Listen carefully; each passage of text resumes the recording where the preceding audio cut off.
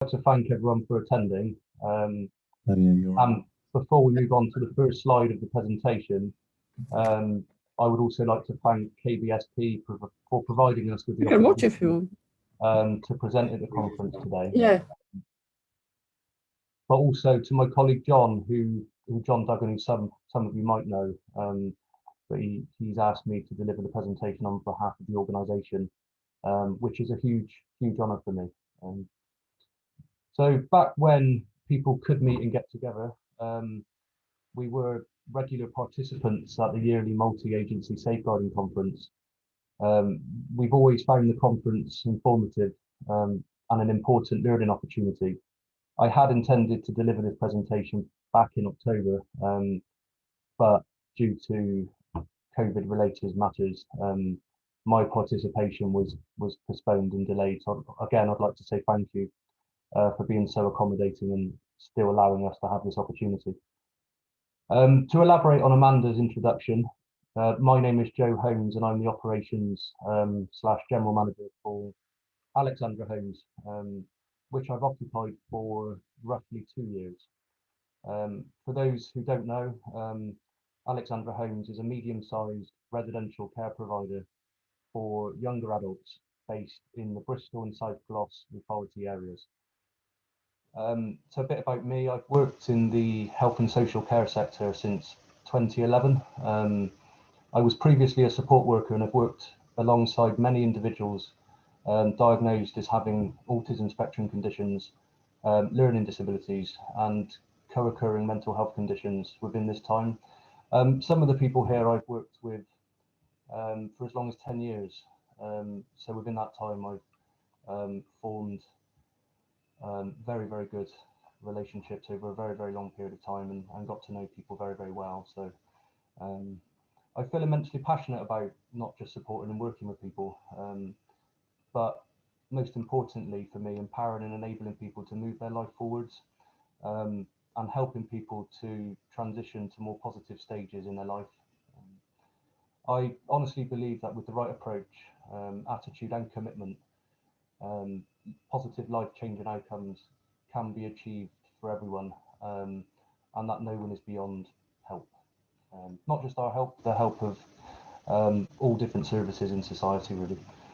So the title of this presentation is Working with Families and Transitioning to Outstanding Outcomes, with a pertinent focus on personalisation and the need to provide a unique experience for each person.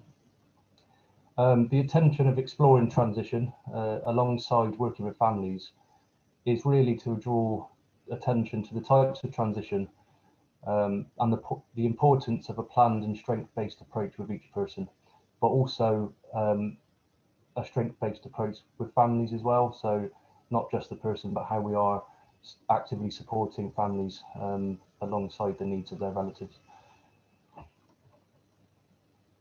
So when preparing for this presentation, I didn't want it to just be my views. I wanted to encapsulate as many different experiences as I possibly could, and I felt my impression of the outcomes we've promoted is only relevant and only useful if it matches the experience of the people that live here and receive the support that we provide. So, in line with the planning of this presentation, 2 residents kindly participated in the planning and creation of the presentation. Both residents have provided a pre-recorded account of their life experience and also their care journey, which I will play out during the presentation, and they both runs in line with the topic of the presentation.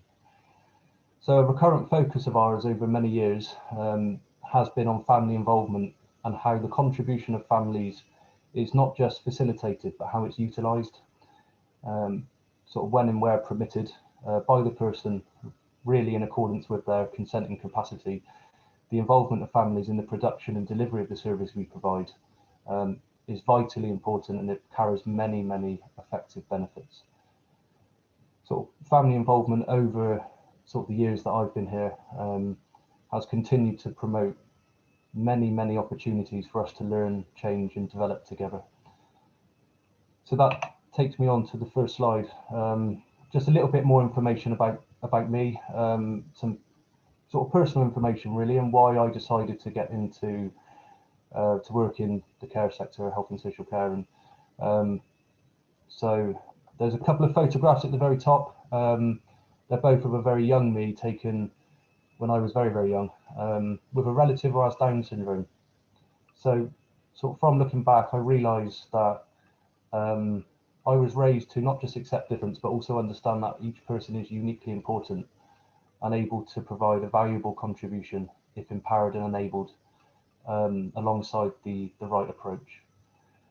I sort of recognise that from a young age, that the roles and views of different people surrounding a person can interact, but also influence life-changing outcomes, both positively and negatively.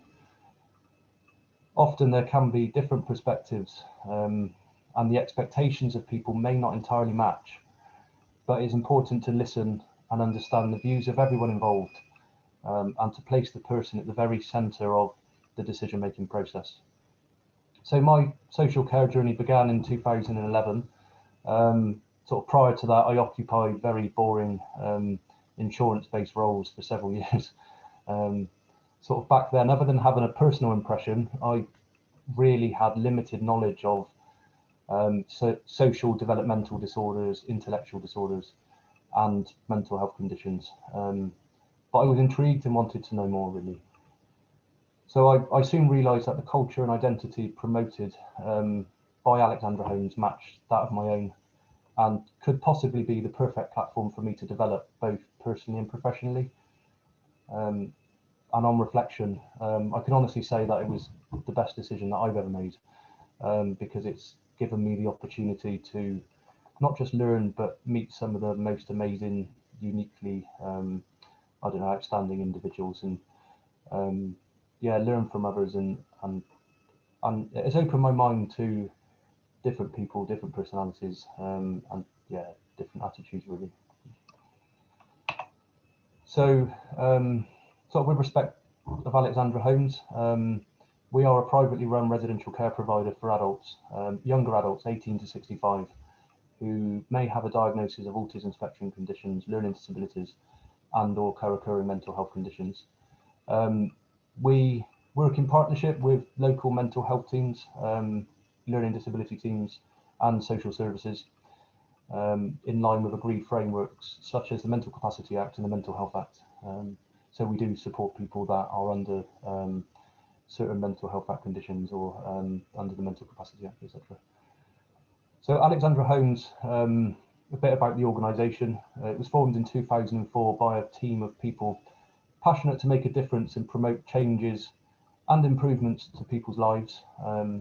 Over time, the organisation has significantly evolved and expanded. For example, Ashview House, as shown in the second picture, it was when I first started working here, it was a single house, Ashview D, which was a small single unit residential home for 5 people. But over time, the site has expanded, and we have 3 residential houses now, with an adjacent bungalow, an annex, and office areas in the middle. So, and we can provide support for up to 17 people, and 17 people do currently live here. So the photograph at the very bottom is of the owners. Their cohesive vision and leadership has been key in the creation and functioning of the services. John, Duggan, and Lee Burley in the middle are also registered managers of their respected services, and continue to provide a close and socially connected style of leadership. So they are always on site, and that really works for us, because they are an active presence, and they also actively provide a level of input for the residents as well, which they really, really appreciate. So currently we provide support and accommodation across both services, not just Ashview, but Alexandra House and Knoll. We provide support for up to 38 people across 2 residential services in Bristol and South Gloss. But also we have a small cluster of flats in the local community, where some people have moved on from either of the residential setting where we're able to provide a reduced number of support hours and within the local community. So we only have one vacancy across all services, and we do have a full quota of staff. We've actually been very fortunate in the sense that we've ended up in a better position from a staffing point of view than what we were before the pandemic. We've actually recruited throughout the pandemic. Yeah, and we're currently full. I don't think we have any vacancies. So the current shift pattern is very predictable. Staff work block shifts. The way that we deploy staff is orientated around the needs of the people that live here. So what we try to avoid is regular changes of staff and disruptions, which could impact on sort of residents' day-to-day planning, and so that ties in quite nicely with transitioning in the title of the presentation, really.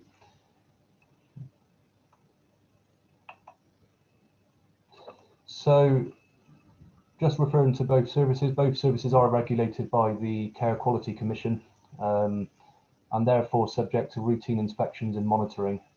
Both places were inspected around the same time, so back in 2018. We haven't received a follow-up inspection yet, but we are due one. We received a supplementary sort of top-up in line with COVID, but we haven't had a full sort of routine inspection yet. So sort of pertinently, Ashview House back in 2018 July received an outstanding rating. We are particularly proud as one of the domains rated as outstanding was for the area of safe, which is sort of quite uncommon, really.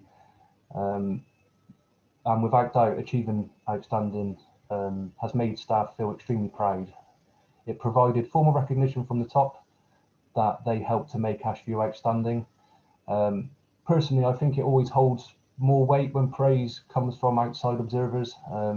I mean, we regularly deliver internal praise, but when it comes from an outside professional person, it really means a lot to people. So, and it is an opportunity for us to sort of showcase what we do and what we do well.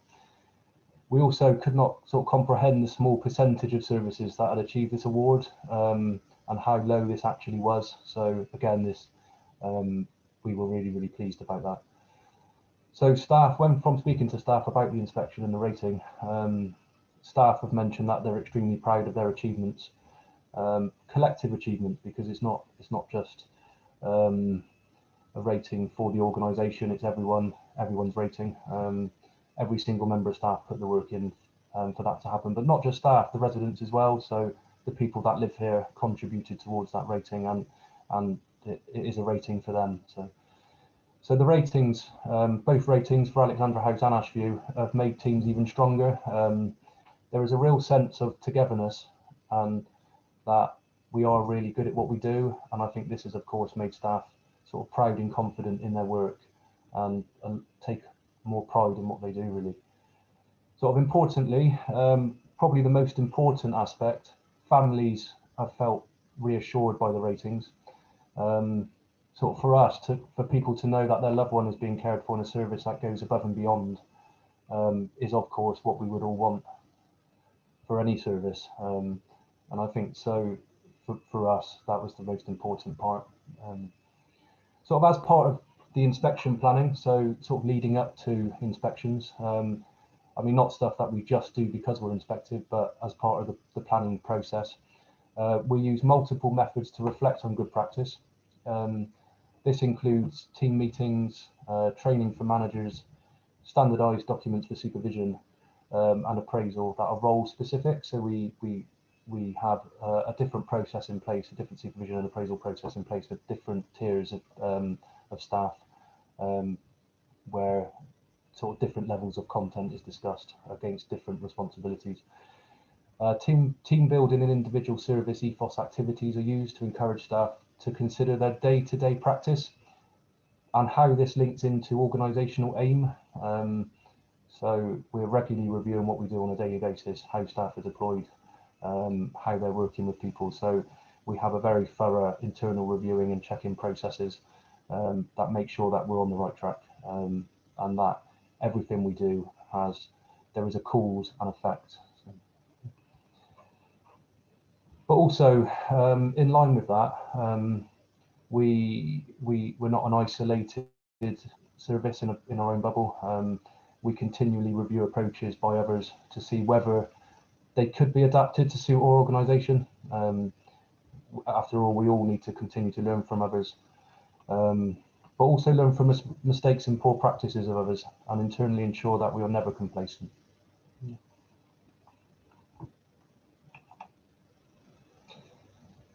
So I've included several pertinent quotes from Ashview House's inspection report, quotes that I felt were really relevant, especially towards this presentation.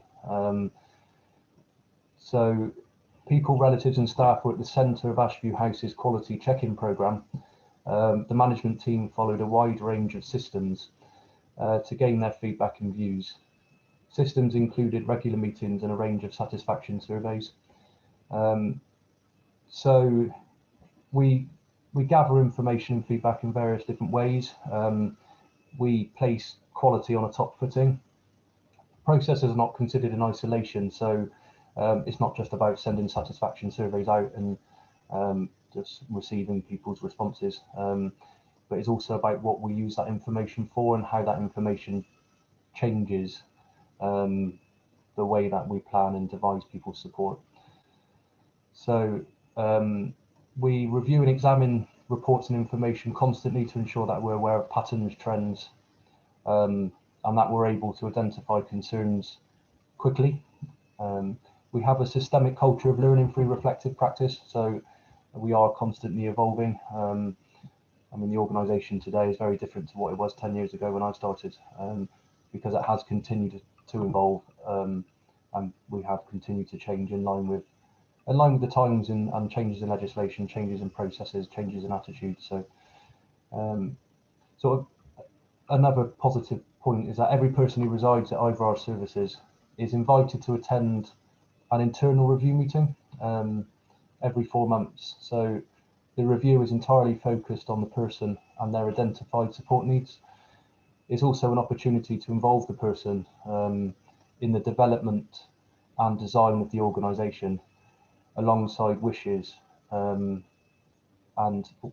also the family members, sort of their wishes, because family members and professionals are invited to the reviews as well, alongside the person's sort of wishes and needs, to be honest. So the review is an opportunity. We used to conduct annual reviews similar to local authorities, but we felt the timescale was too long. So in order for us to stay sort of outcome focused and to provide a strength-based approach, we now conduct 3 internal reviews per year. So every 4 months, each resident across the whole service has a person-centred review, which they are at the very, very centre of. So each person is able to fully participate in the way that they can. So each review is approached very, very personally, and various different opportunities are provided for the person to feedback on the support that they get, that they receive, but also to put forward what they would like their support to consist of, and how it could help them to move forward. So in addition, one of the most important quotes I extracted from the inspection report is the one at the very bottom, where a relative of a resident who resides at one of our services explained that the staff team care about my relative as much as I do, and that when they were in hospital, the staff were with them 24 hours a day. Relatives also said my relative has evolved into almost a different person. He is more capable and shows awareness of responsibilities and continues to try to improve. Also, the healthcare professional told us that the team was exceptionally responsive and they were always looking for new and creative ways to support people to grow.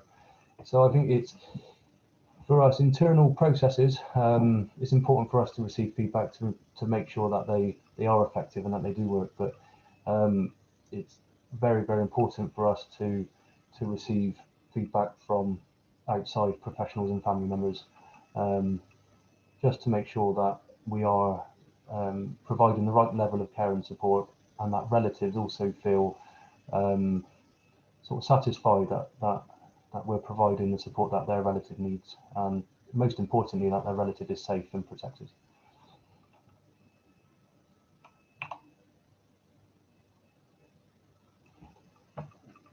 So this slide is obviously of an iceberg. What I've done is I've used this image to sort of represent culture and sort of the shared ways of thinking, feeling and behaving in health and social care organisations. So as we know, there's a culture exists on many different levels.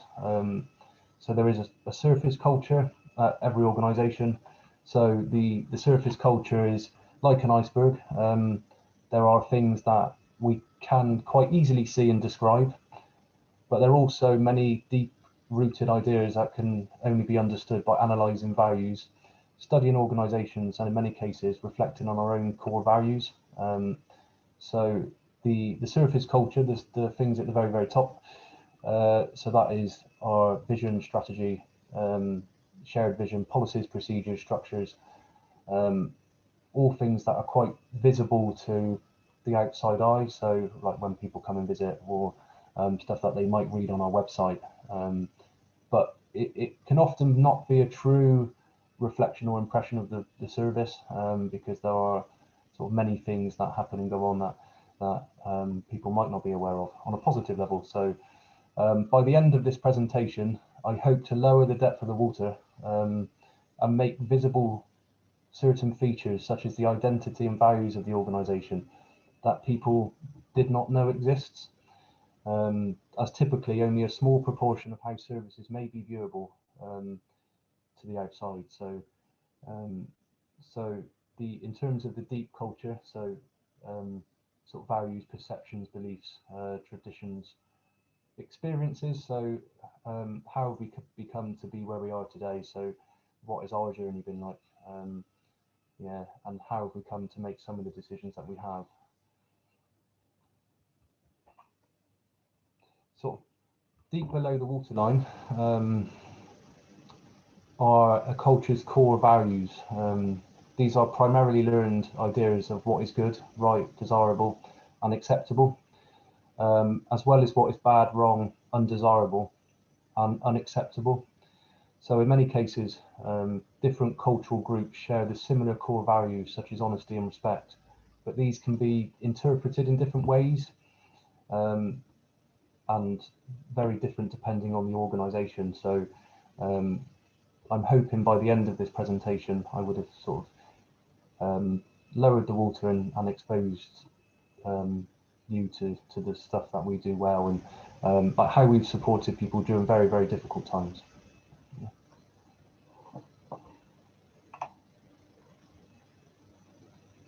So when approaching this presentation, I knew that many residents had moved to either Ashview or Alexandra House from a hospital setting, but I never realised that the overall figure of placements was over 50%. So I went back and looked at the admission statistics, yeah, and the sort of the amount of people that have moved to us from a psychiatric hospital is over 50%, so it's at 56, and that is of current placements. Personally, I think this is shockingly high, considering that most, if not all, people who receive support from Alexandra Holmes have an autism spectrum condition, and so at some point they were residing in a clinical setting in a psychiatric hospital. So from speaking and knowing many residents and listening to their care journey, most, if not all, have explained that being admitted to hospital was an exceptionally difficult time for them and their family, and that at some point during their life, community support provisions had failed, and most residents who were in hospital were hospitalised for their own safety. Residents have reported, many people that I've spoken to about their care journey have reported that they were over medicated, and they did not feel able to function the same because of the medicines that they were taking.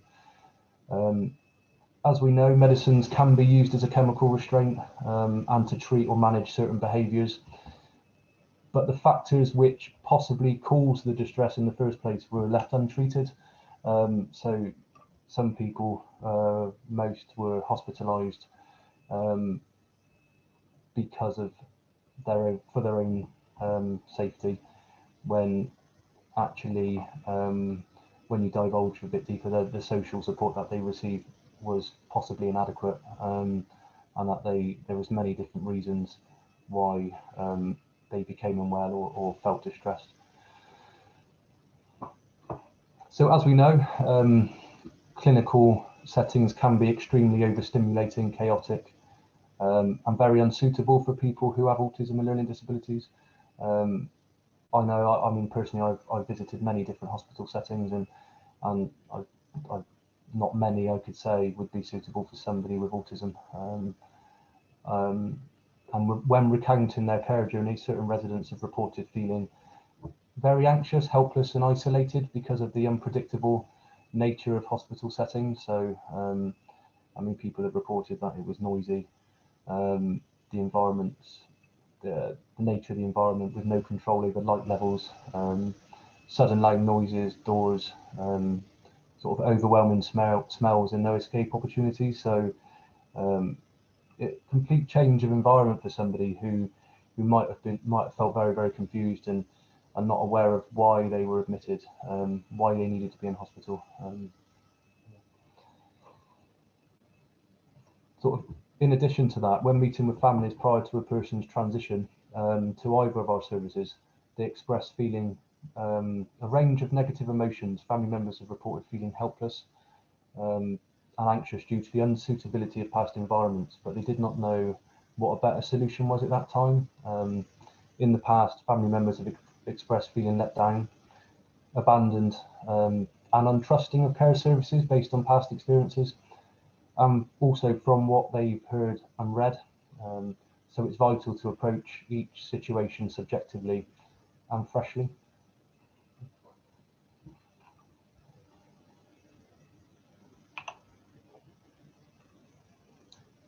So sort of on from that really, when talking about the emotions of family members and how family members felt when somebody moves into a care home, sort of specifically based on our previous experiences.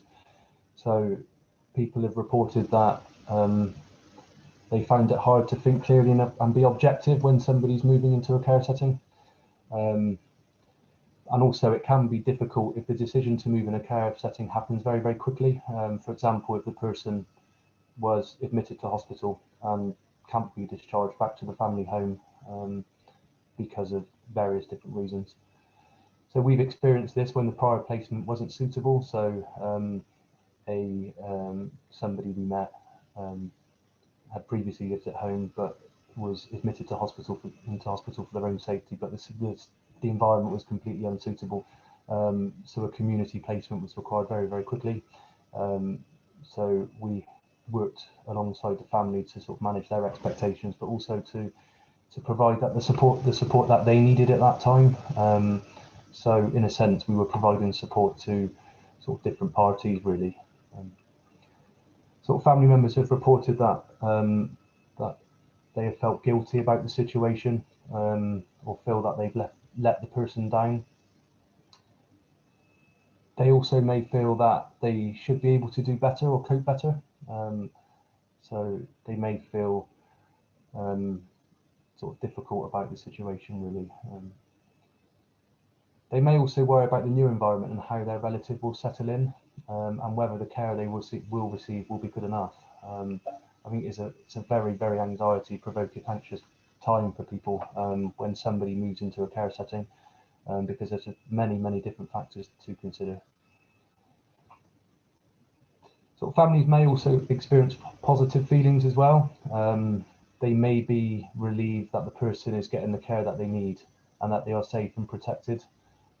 They may also feel relieved that they're able to get sort of their life back on track, or may be able to now take care of themselves because they may have sort of invested all their resources in making sure that their relative is safe, protected, and receiving the right levels of support. So so the purpose of the model on the slide really is to show the different emotions that people might experience, but how we can help sort of family members of residents transition to from I don't know, sometimes a state of despair and helplessness to more of a state where they feel defiant and stronger.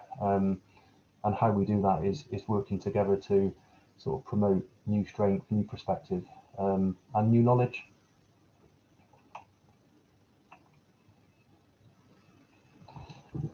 So when approaching assessments, we approach assessments with individuality at the forefront of the process.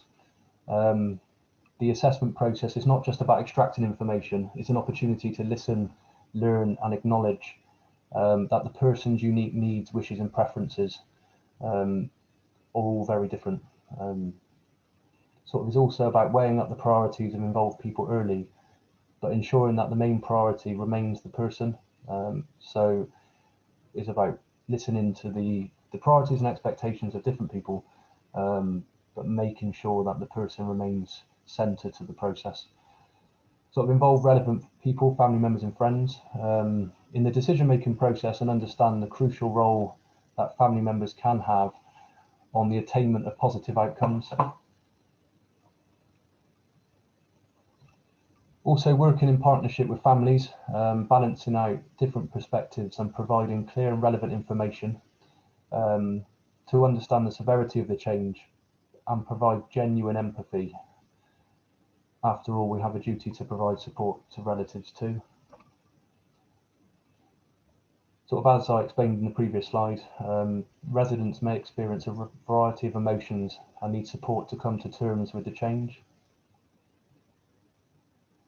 It also could be an opportunity to allow families to reorganise and develop services. So during the assessment process, we seek the feedback of relatives post-admission, really just to make sure that the process was suitable for all the people involved, and whether there was any learning points for us, if anything we could have changed. It's also important to focus on quality of life and optimising well-being. Sort of activities of benefit to continue. So if there were any sort of activities that the person was doing before their admission, it's important that those continue, but also understanding the benefits of those activities. So dynamically and holistically focusing on the person's emotional, psychological and social well-being. Creating strong relationships which are based on integrity is a really, really important one. So being open and honest with the people that are part of the assessment. So providing relevant and factual information, not promising anything that you cannot deliver, and making sure that you stay true to your word and set very clear, predictable expectations. But also helping staff to understand the experience of the person and their families. So it's important that we follow a very measured process before the person moves in, which involves staff, and that staff are able to participate in the transition process and put their views across based on the information that we got. So when talking about change and transition, the concept of meeting needs recognises that everyone's needs are different and personal to them. We must consider how to meet each person's needs rather than simply considering what service they will fit into. So throughout our assessment process, we need to look at, or we ensure we look at compatibility, impact, and how our approach impacts on the person, how the environment impacts on the person, but also it's important for us to consider the needs and wishes of the people that live at the service already. So what we have started to do more of is involve residents in the transition process and gather their views, really to make sure that they are happy as well, that we are following the right assessment process and we've made the right decision.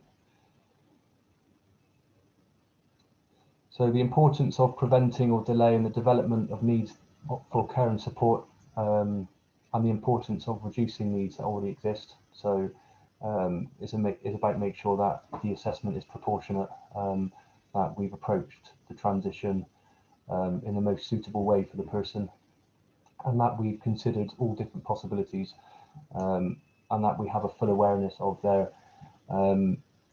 needs, diagnosis, stress factors, really just to make sure that the transition is smooth and suitable for the person.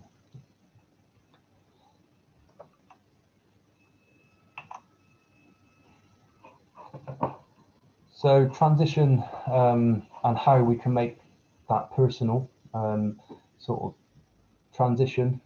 So it could involve major changes, such as, for example, moving from a family home to hospital. Could involve changes in family dynamics, siblings moving away, parents separating, bereavements.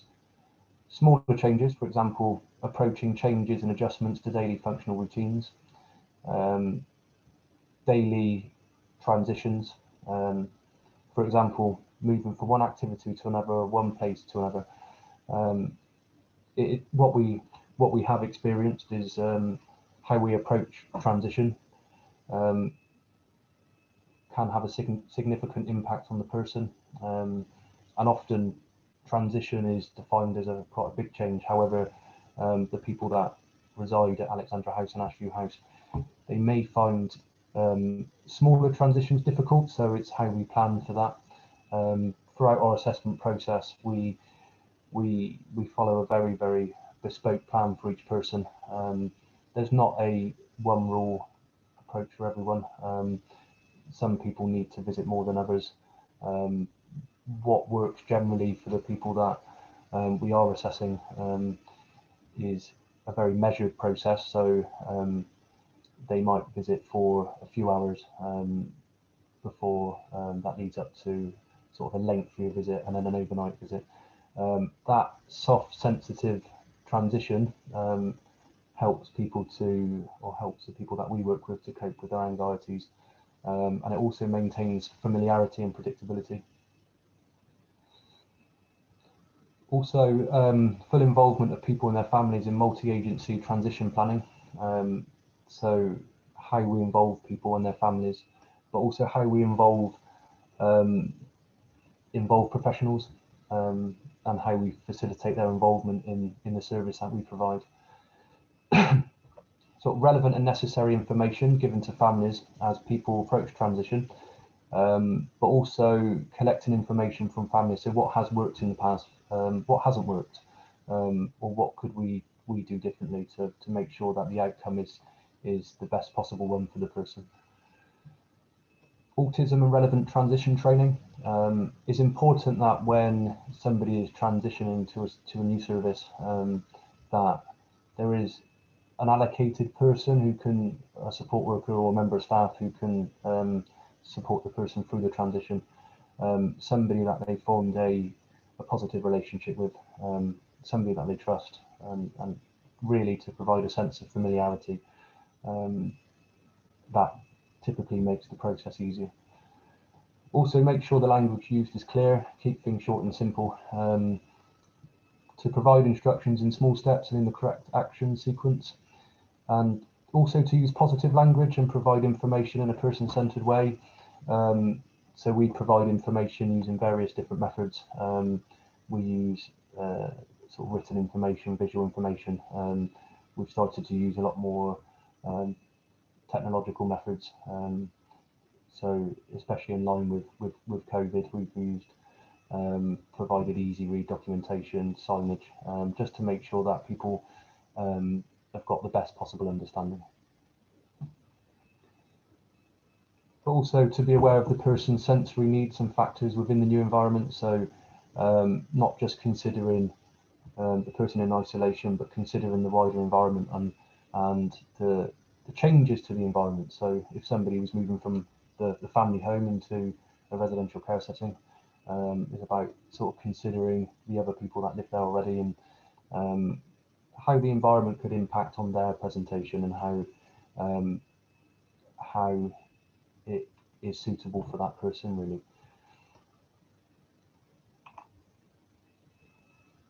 So this leads sort of nicely into sort of a video that I have.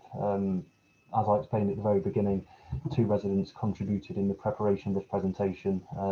So the first video that I have is one of Tegan Owen. Tegan moved to Ashview House in 2017, and in the 4 years of working with Tegan, he's gone on to make significant progress and provide a significant contribution to Ashview and the people that live there.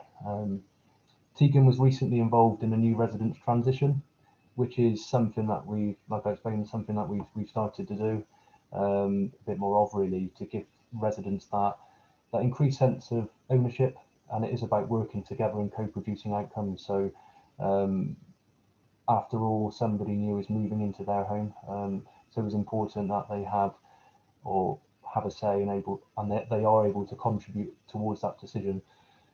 So when Tegan first moved to Ashview House, he had lost trust in services. He felt that his needs were not taken seriously. From providing a support-based approach based on true integrity, Tegan has transformed his life, which has positively impact on his parents' life too. Before I play the video, just to let you know that the audio may slightly be out of sync because of the connection, but I'm hoping that it should be fine. It might be a little bit quiet, so you might need to turn your speakers up, but we shall see.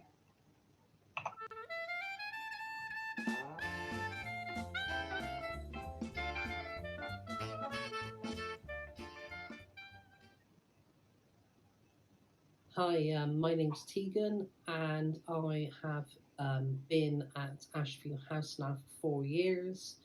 When I first came here, I was very anxious. I was worried, and I wrote a lot of letters, correspondence, and I had a lot of anxiety.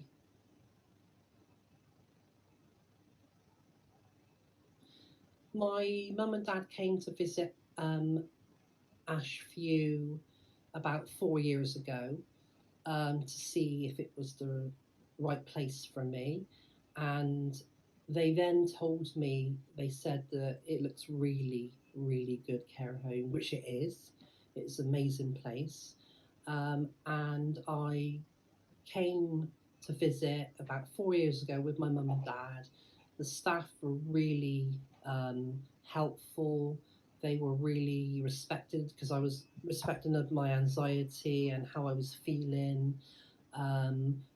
It's really good to the staff here have contact with my mum and dad quite a lot. They always update them on how well I'm doing.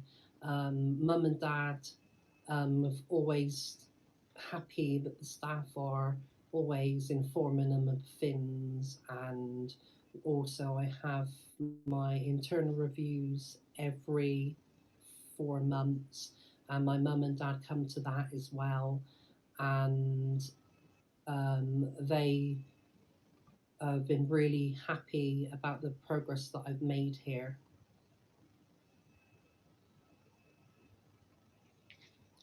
I just want to say the last thing before I go.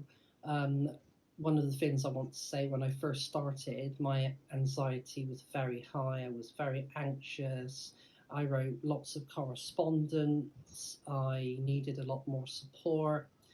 And now my anxiety is not there. It's reduced. It's not even there anymore. And I'm beginning to work on my independence and trying to work on becoming more independent. Brilliant.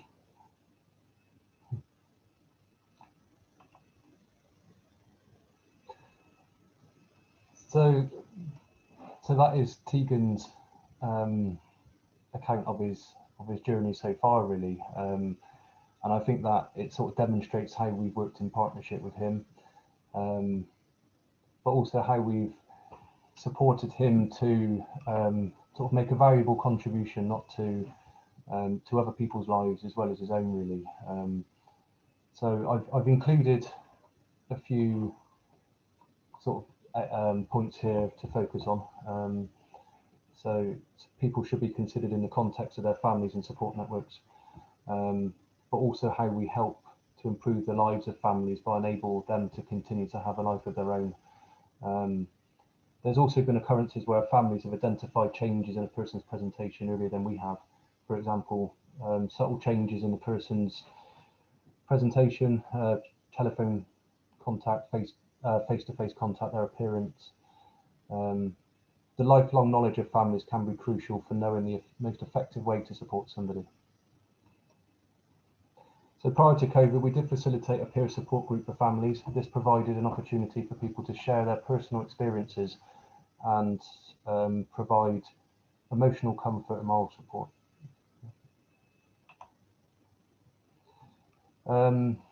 Sort of in addition to working in partnership, we've also worked in partnership with other residential care settings throughout the pandemic to ensure that the needs of the person and their families are met. Residents have received support to maintain contact with relatives who reside in residential homes. Intersection of restrictions and different organisational procedures and positions has required a proactive and measured approach. High levels of emotional support has been provided to help people come to terms with changes in family contact. Staff have continued to show genuine care and compassion. They've been very, very creative and inventive in their methods of support and intervention.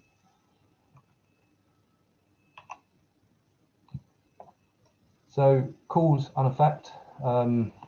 This is a photograph of a resident who lives at Ashview House, who prior to COVID used to spend a lot of time with his family.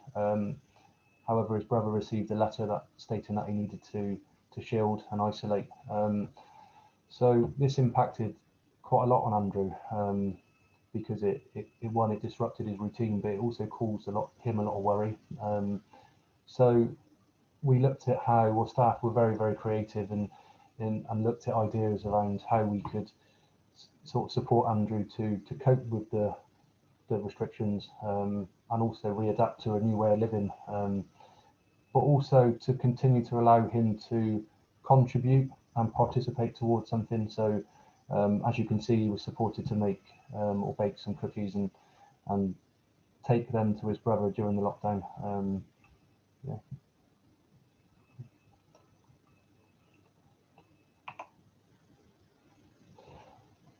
I've included a few photos of how sort of residents have been supported during birthdays and sort of Christmases and stuff like that. So because people have been away from their families, so and it is a time that they would usually spend with relatives. So I just wanted to sort of demonstrate the true care and compassion that's been provided during a very, very, very difficult time for everyone, and how we've managed to sort of optimize people's well-being during a time that they would usually spend with their family.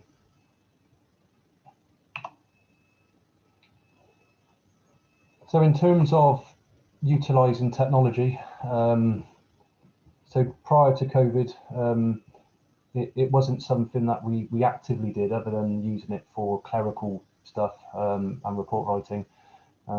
But we've started to use technology in line with some of the restrictions that have been put in place. I mean, we've used, we now have communal computers for residents to access the internet, to ensure that they can stay connected to the outside world, especially during a time where they haven't been able to go out and do the same things that they were doing before. So we've utilised technology in very, very positive ways, in line with CQC's sort of recommendation and their guidance, and we've used it in very, very various different ways to promote very positive outcomes for people.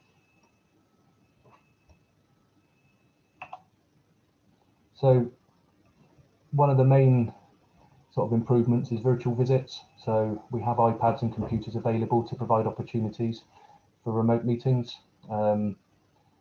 Even before COVID, it wasn't always possible for families to visit. So this is a very, very positive change for us. And often talking on the phone is not enough. it's okay to hear somebody's voice, but it's better if you can see them. So I know that's been really, really important for the residents who reside at our services, to be able to see their loved one and even see their smile. And yeah. So also residents who've never used technology before are now remotely connecting with their families. The photo included provides a genuine example of how a positive outcome can be achieved, not just for the person, but for their relatives as well. So, I mean, if that wasn't supported and wasn't enabled, the outcome for that person would have been very, very different, because some residents haven't seen their family members for many, many months.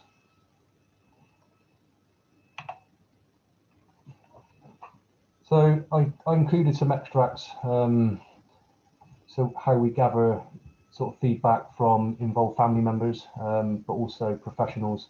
I won't read the comments out individually, but you can have a sort of few seconds to go over them. But it's how we've sort of generated feedback and how important that is in the operation of the service, and how it helps us to continue to learn and develop.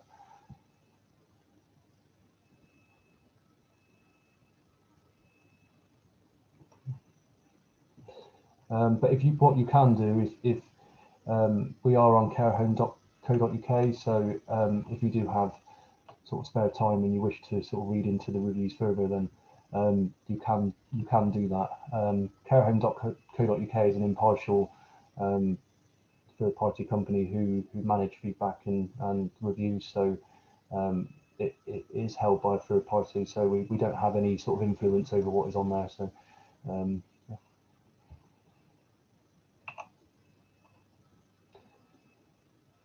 And this is a thank you card that was provided by one of the relatives of a service user that resides at Ashview. The person that you saw in the cause and effect slide, where you'd cooked and made or baked cookies for his brother. So it's just really demonstrating the positive outcomes that we've promoted during a very, very difficult time.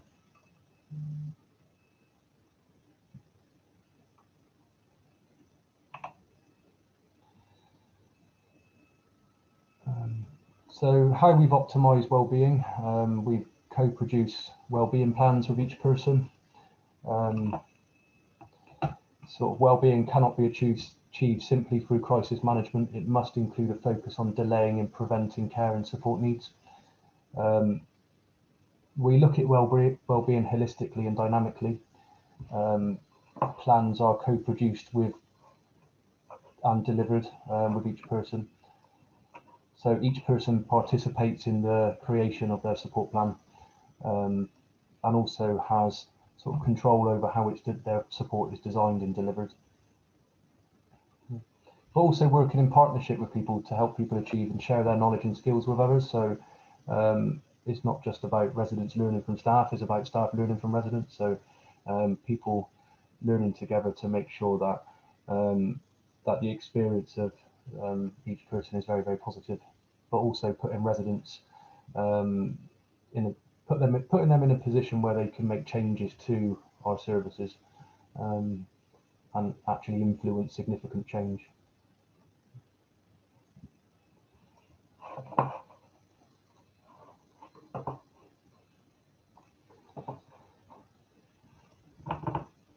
So I do have, I know I'm running short on time, Amanda, aren't I? Or almost? A little bit, so yeah. We're nearly at 3 o'clock, but we've got a bit. Okay.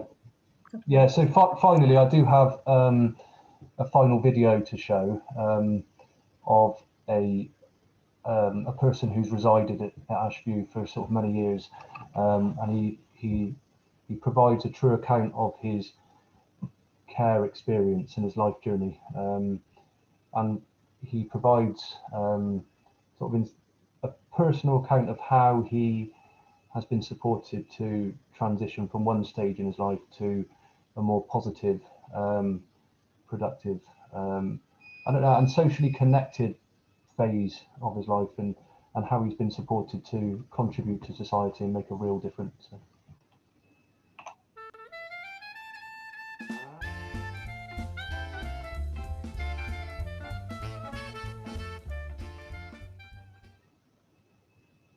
My name is John Stapleton.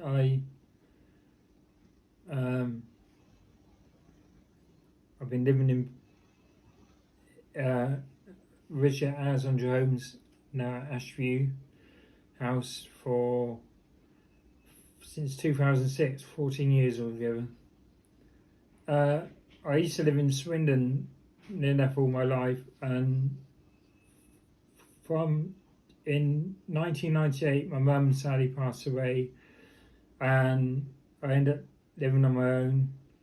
And in 2000 I got through for 4 years. In 2001 I had a breakdown and sadly found too much outgoing, and I sort of lost the will to carry on, and I ended up in hospital through self-harm, and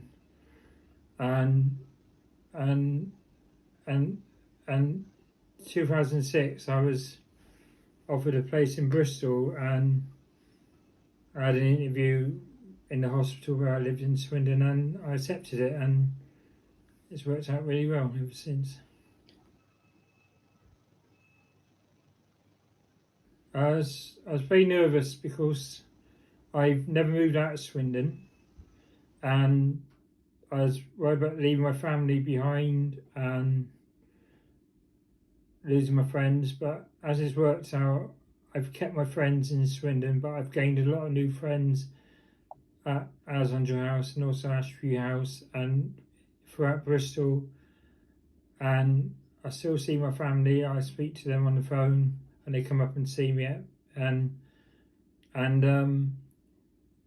also I play walking rugby as well, and walking cricket, and I've played a lot of friends at the rugby club, and I go down to the rugby club and socialise with my friends as well.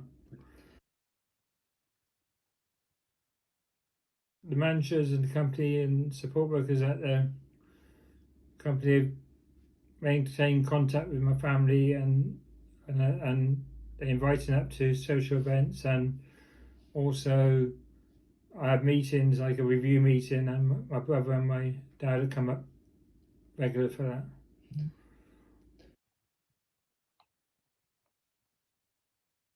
I think I've got a good lifestyle now. I do more exercise. I play rugby and cricket, and also I suppose in a way the medication is the right mix, but I've put a lot of help work into it myself, and now I do my own medication. I was told by professionals in Swindon that I would never do my medication again when I first moved to Bristol, but I do my own medication, and I've been doing it around about 4 or 5 years now.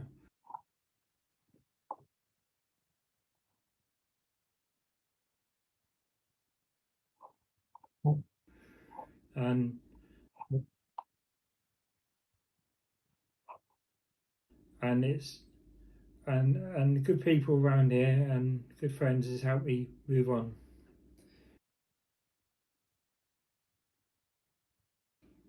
I'd just say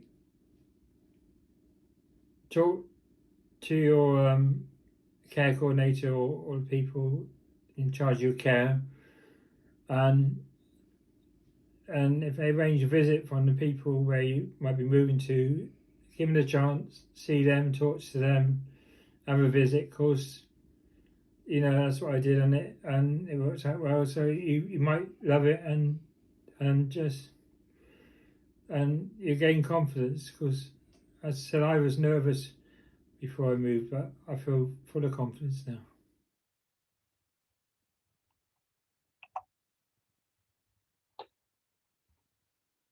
So I've included several photos of John, sort of post his account of his life journey, really, to sort of demonstrate the positive outcomes that he has been supported to achieve. And I think you'd all agree that in all of the photos he looks very, very happy. But he did talk about a time in his life where he found life very, very, very difficult, and he felt outside of help really, and I think he couldn't imagine being in a better place. No, I think he's very, very, very, very happy, and he's made an awful lot of progress.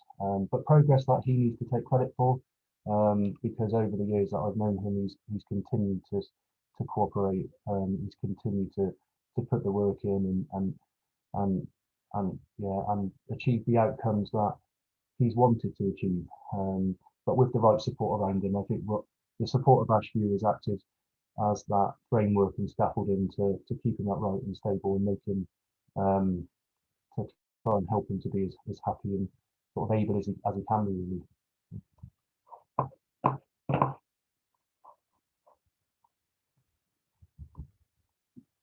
So that is the end of the presentation. I'd like to thank everyone for watching and listening.